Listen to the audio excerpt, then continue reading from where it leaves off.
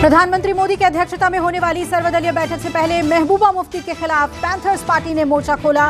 Panther party ने आरोप लगाते हुए कहा कि बीजेपी पाकिस्तान समर्थित राजनीतिक दलों की बैठक में बुला रही है। पैंथर्स पार्टी बोली, महबूबा ने जब जब ऐसे बयान दिए हैं तब इसका खामियाजा जम्मू कश्मीर में काम कर रहे सुरक्षा बलों और आम नागरिकों को उठाना पड़ा है।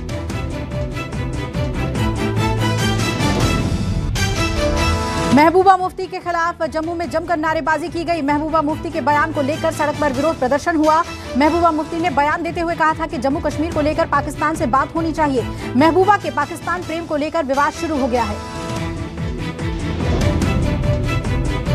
पीएम नरेंद्र मोदी के इस सर्वदलीय बैठक से पहले घाटी में 48 घंटे का हाई अलर्ट जारी किया गया है।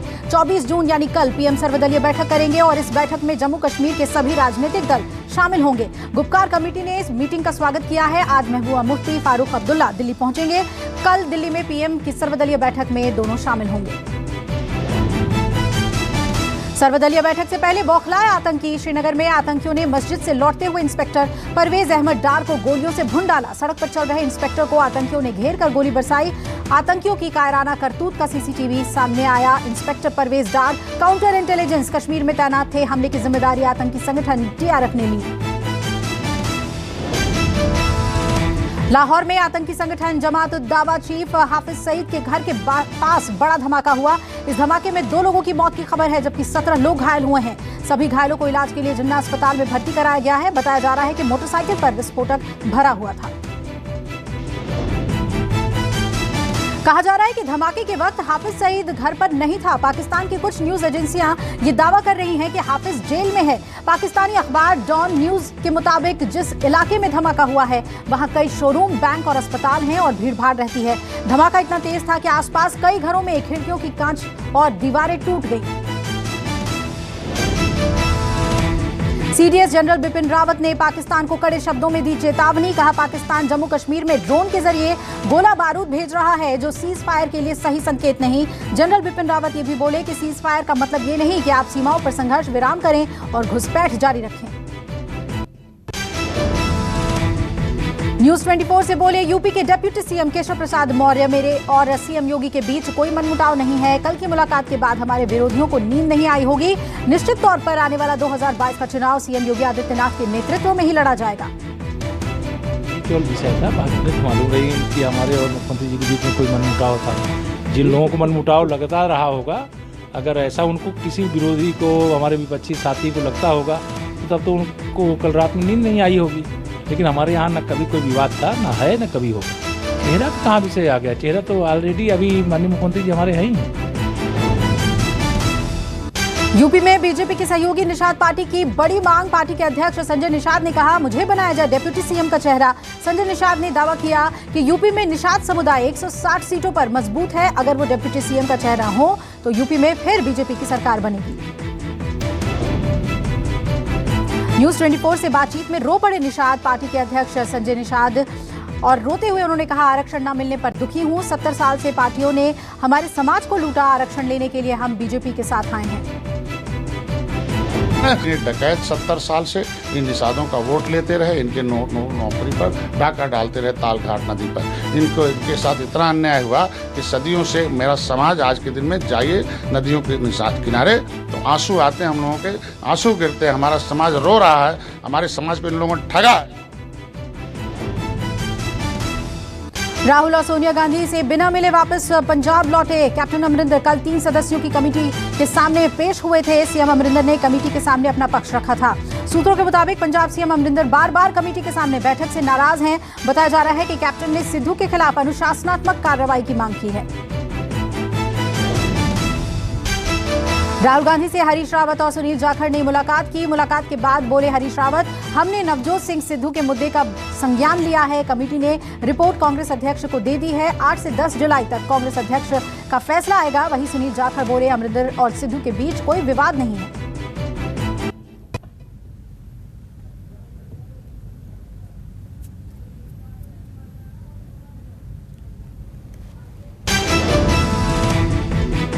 दिल्ली में प्रशांत किशोर और शरद पवार की बैठक खत्म। पिछले 3 दिनों में दूसरी बार बैठक हुई।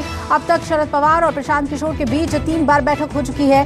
11 जून को पहली बार मुंबई में आकर प्रशांत किशोर ने शरद पवार से बातचीत की थी। लगातार पीके और शरद पवार की हो रही मुलाकात को लेकर सियासी सरगर्मियां तेज हैं।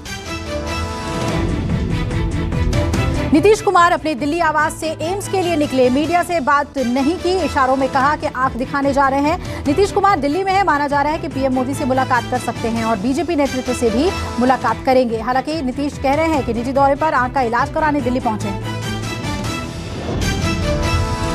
एलजेपी में हुए टूट पर पहली बार तेजस्वी यादव ने चुप्पी तोड़ी। करीब 2 महीने बाद बिहार लौटे तेजस्वी यादव ने चिराग पासवान को अपना भाई बताया। कहा, मुख्यमंत्री नीतीश कुमार ने पहले भी एलजेपी को तोड़ने की कोशिश की थी, अब भी नीतीश ने वही किया है। तेजस्वी बोले, चिराग को अब फैसला करना होगा कि वो संविधान बनाने वालों के साथ रहेंगे या बंच ऑफ शॉट वाले लोगों के साथ।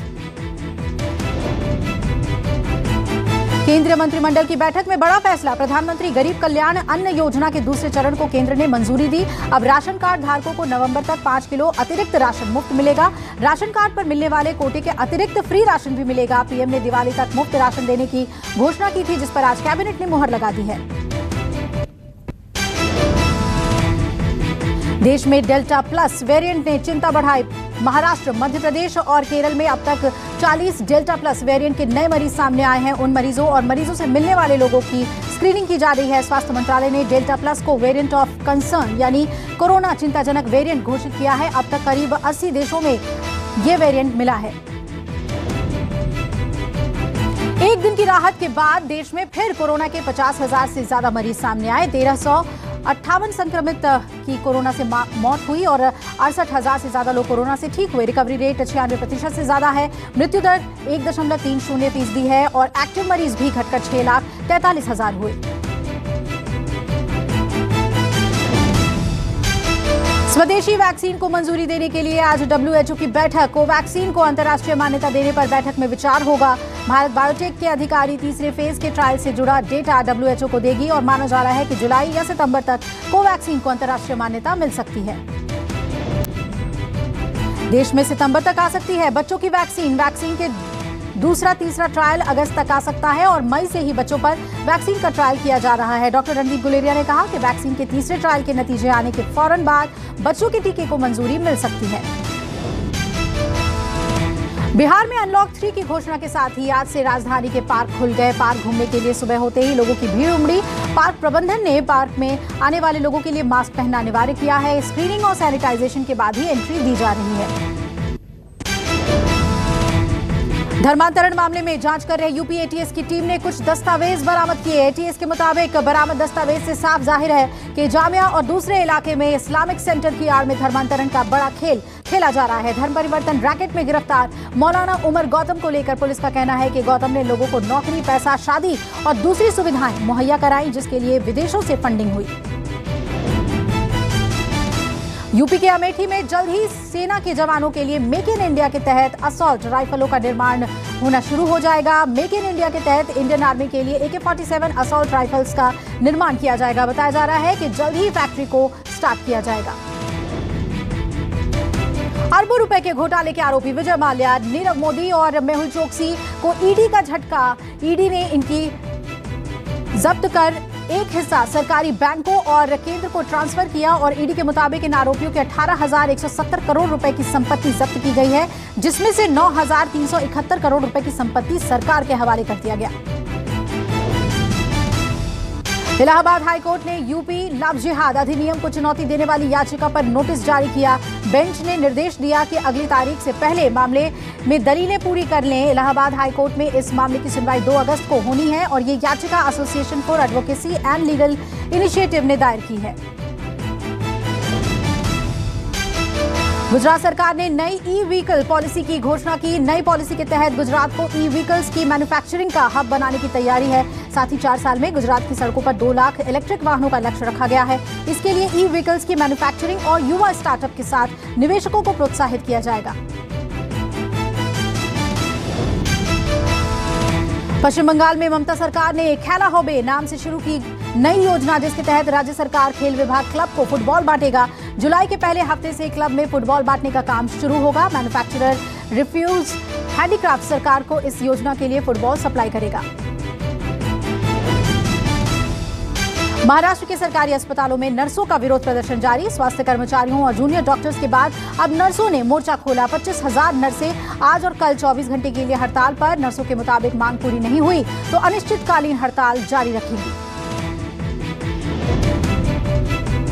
ओडिशा के सतकोसिया क्षेत्र ने घड़ियालों के संरक्षण को लेकर इतिहास रच दिया। यहां महानदी के पास घड़ियालों का कुदरती बसेरा देखने को मिला। 45 साल से ज्यादा इंतजार के बाद अंडों से 28 घड़ियाल निकलने का पता चला है, जिसके बाद घड़ियालों के संरक्षण के प्रोजेक्ट से जुड़े लोगों का कहना है कि घड़ियालों की सुरक्षा के लिए हर संभव कदम उठाए जाएंगे। बिहार में बाढ़ का कहर लगातार बढ़ते पानी के दबाव में तिलावे नदी का बांध टूट गया है। पश्चिमी और पूर्वी चंपारण के सैकड़ों गांव में पानी घुसा है और बाढ़ की वजह से इन गांवों का संपर्क जिला मुख्यालय से टूट गया है। लोगों को बुनियादी सुविधाएं भी नहीं मिल पा रही हैं। गुजरात के राजकोट में एक कार बेकाबू होकर नदी में जा गिरी। कार में ड्राइवर समेत 2 महिला और 1 पुरुष मौजूद थे। नदी में कार के गिरने के बाद मौके पर मौजूद गांव वालों ने नदी में छलांग लगा दी। रस्सियों के जरिए रेस्क्यू ऑपरेशन कर उन्हें बाहर निकाला गया, लेकिन सीट बेल्ट नहीं खुलने की वजह से कार के भीतर के ड्राइवर की मौत हो गई। रेस्क्यू ऑपरेशन की वीडियो सोशल मीडिया पर वायरल। लखनऊ के वजीरगंज में दर्दनाक हादसा। 2 मंजिला इमारत ढही। हादसे में एक की मौत जबकि कई लोगों के दबे होने की आशंका। राहत बचाव कार्य में एसडीआरएफ की टीम जुटी है। मलबे से शव को बाहर निकाला गया। बीएसएफ जवानों ने कठुआ बॉर्डर पर ड्रग्स की तस्करी को नाकाम करते हुए 27 किलो हेरोइन पकड़ा, जिसकी बाजार में कीमत 135 करोड़ बताई जा रही है। बताया जा रहा है कि ये पाक तस्कर भारत में ड्रग तस्करी के लिए घुसपैठ की फिराक में थे। बीएसएफ जवानों ने तस्करों के संदिग्ध हरकत को देखकर रुकने को कहा, लेकिन नहीं रुकने पर जवानों ने जवाबी कार्रवाई की और एक तस्कर को मार गिराया। यूपी के मथुरा में 3 युवकों ने घर में घुसकर किया नाबालिग लड़की पर हमला। लड़की को छत से नीचे फेंका। 2 मंजिला छत से गिरने से लड़की की रीढ़ की हड्डियां टूटी। पूरी वारदात सीसीटीवी में कैद हुई। 2 युवकों को गिरफ्तार कर लिया गया है। यूपी के ग्रेटर नोएडा में पुलिस बदमाशों के बीच एनकाउंटर। मुठभेड़ के दौरान एक अपराधी को लगी गोली। ईस्टर्न पेरिफेरल वे के पास की वारदात। अंधेरा का फायदा उठाकर फरार हुए बाकी के 4 बदमाश। पकड़ा गया बदमाश मुस्तफा गाड़ियों से तेल चोरी गैंग का सरगना था और आधा दर्जन से ज्यादा चोरी के मुकदमे दर्ज। यूपी के बलरामपुर में गांजा तस्कर गिरोह का भंडाफोड़ हुआ। पुलिस ने 2 लोगों को गिरफ्तार किया है। पुलिस ने मौके से 40 लाख रुपए गांजा बरामद किया और 1 ग्राम प्रधान भी इसमें शामिल है और पुलिस ने 1 तमंचा 2 जिंदा कारतूस भी बरामद किए। बिहार से तस्करी कर लाया जा रहा था गांजा।